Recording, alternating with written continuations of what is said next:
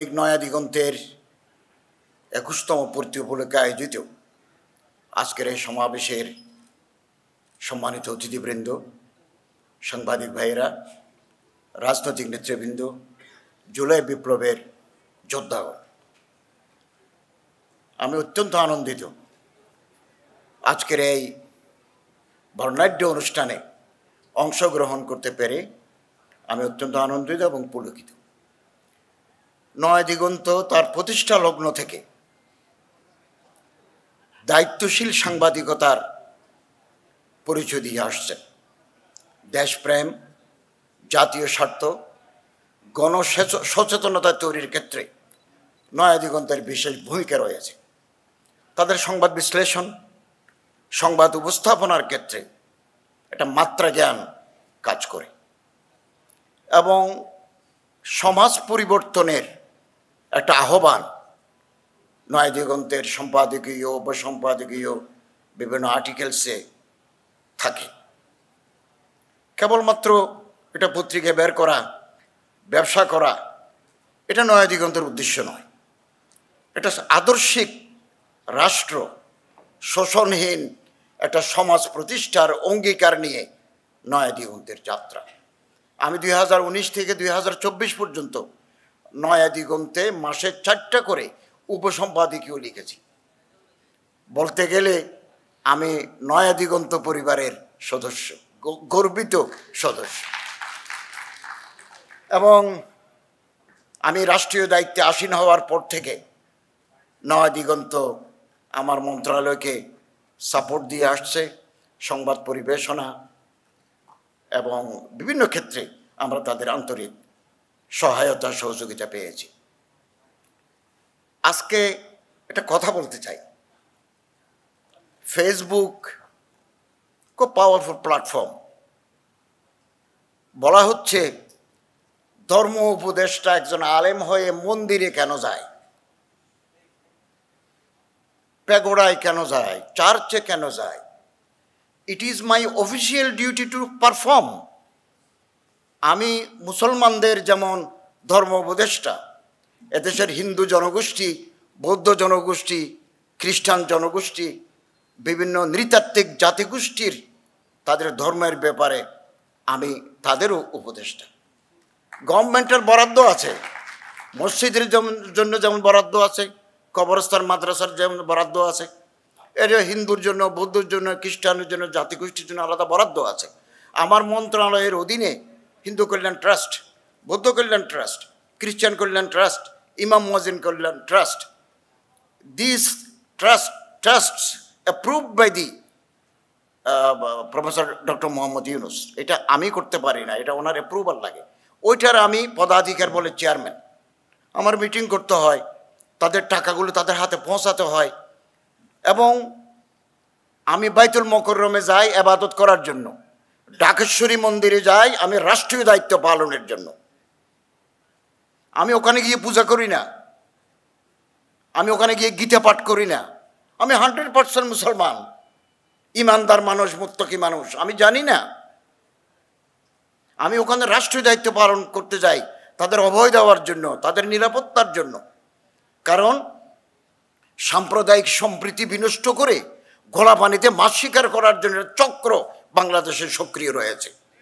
তারা যে কোনো মুহূর্তে এটা প্রমাণ করতে সচেষ্ট যে বাংলাদেশে যারা অন্যান্য ধর্মাবলম্বী লোকেরা আছেন তারা ধর্মকর্ম পালন করতে পারেন না।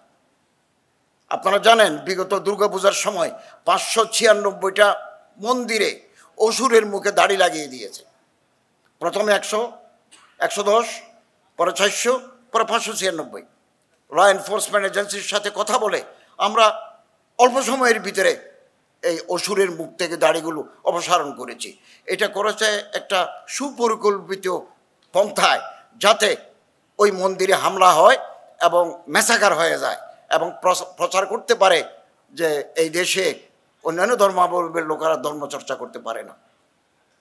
এই জন্য আমাকে দেখতে যেতে হয়। আমি গিয়ে প্রথম র্যাবের সাথে কথা বলি, পুলিশের সাথে কথা বলি যে এখানে আইনশৃঙ্খলা কীরকম। এটা তো আমার দায়িত্ব। এই দায়িত্ব পালনে যদি আমি সক্ষমতার পরিচয় দিতে না পারি, একদিনের জন্য গভর্নমেন্ট আমারে চেয়ারে রাখবে না, বলবো যে your unfit for that post. আমি আরও বলি, কোনো বড় হুজুরকে যদি আজকে স্বরাষ্ট্রমন্ত্রী করা হয়, কোনো শেখুল হাদিস, কোনো আল্লামাতুল কমকাম, কোনো হাকিমুন নফসকে যদি আজকে স্বরাষ্ট্র পদে বসাতে হয়, ওনাকে মদের লাইসেন্স ইস্যু করতে হবে।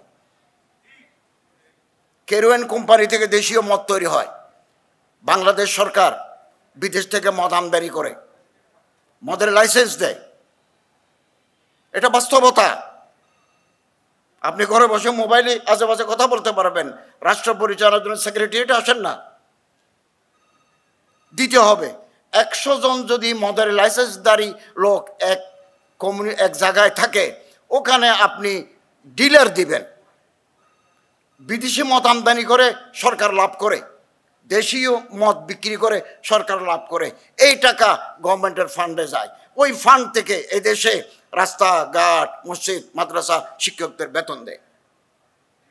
আমি আমার মন্ত্রণালয় থেকে কোটি কোটি টাকা মসজিদ, মাদ্রাসা, এতিমখানা, প্যাগোডা, শ্মশান, মন্দির, চার্চেস, সেমেট্রিসে আমি দিয়ে থাকি। এই টাকা কোত্থেকে আসে? এটা গভর্নমেন্ট ফান্ড, গভর্নমেন্ট অ্যালোকেশন। গভর্নমেন্টের টাকা কোথায় থাকে? সোনালী ব্যাংকে, বাংলাদেশ ব্যাংকে। ওখান থেকে জান্ডা বাচ্চা বের হয়, ইন্টারেস্ট দিয়ে আসে, এগুলো আমরা বিতরণ করি। তো আপনি শরীয়ত পাবেন কোথায়? এটা তো এমারাতে শরিয়া নয়, এটা তো ইসলামিক স্টেট নয়, এটা completely secular state, legacy from the British regime. একটা কাঠামোর ভিতরে দেশ চলে আসছে। শরীয়ত আমরা ব্যক্তিগতভাবে পালন করি। আপনি মন্দিরে যাবেন কি না, it is up to you. আমি যতদিন দায়িত্বে থাকবো, যাওয়াটা আমার রাষ্ট্রীয় দায়িত্ব। ফেব্রুয়ারিতে নির্বাচন হলে আমরা ঘরে চলে যাব, তখন আমি মন্দিরে যাব না, তখন এটা আমার ডিউটি নয়, এটা আমার ডিউটি। আমি যে চট্টগ্রাম থেকে এইমাত্র আসলাম, কঠিন চিবর দান একটা অনুষ্ঠানে অংশগ্রহণ করতে গেছি। এই যে পারস্পরিক সম্প্রীতি, সৌহার্দ্য, এটা বহাল না থাকলে রাষ্ট্র অগ্রগতি লাভ করতে পারে না। ফেসবুকে কত কথা লিখছে, এর ভিতরে একটা কথা লিখলেও আমি মারা গেছি, রেস্ট ইন পিস। সীমা থাকা উচিত, রেস্ট ইন পিস। মানুষ মনে করছে আসলে আমি মারা গেছি, আমি মারা যাবো তো একদিন। আমি একেবারে পরিষ্কার পরিচ্ছন্ন। বলা হচ্ছে যে উপদেষ্টারা সেফ এক্সিট চান, সেফ এক্সিট তো আমার প্রয়োজনেই নাই। দ্বিতীয় আরেকটা কথা বলি, ফজল কবির খান সাহেব আমাদের সম্মানিত সহকর্মী, উনি বলেছেন একটা অর্ডিন্যান্স করা প্রয়োজন। আজকে যারা আমরা 22 জন 23 জন আছি, একটা অর্ডিন্যান্স করে দিলে নেক্সট ইলেক্টেড গভর্নমেন্টে আমরা টেকনোক্রেট হিসাবে মন্ত্রিত্ব নেব না। এইরকম যদি একটা অর্ডিন্যান্স করে যদি সরকার করতে পারে, এটা বেশি ভালো হয়। বারবার রাজনৈতিক নেতৃবৃন্দ প্রধান উপদেষ্টার কাছে বলছেন, এই 2-4-5 জন উপদেষ্টা রাজনৈতিক দলের সাথে লিয়াজও মেনটেন করে আগামী সরকারে থাকতে চায়।